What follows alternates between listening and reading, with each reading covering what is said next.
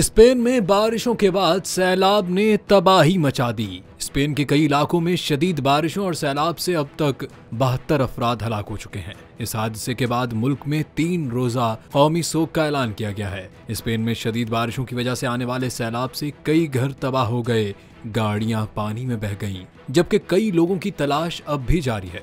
मकामी मीडिया के मुताबिक मुतअद्दिद लोग अपने घरों और दीगर जगहों पर फंसे हुए हैं और मदद के मुंतजिर हैं।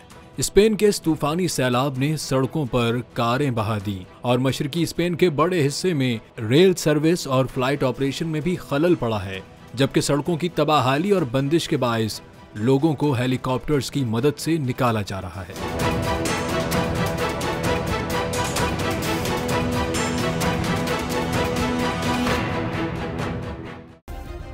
सब्सक्राइब करें और बेल दबाएं ताकि कोई खबर रह न जाए।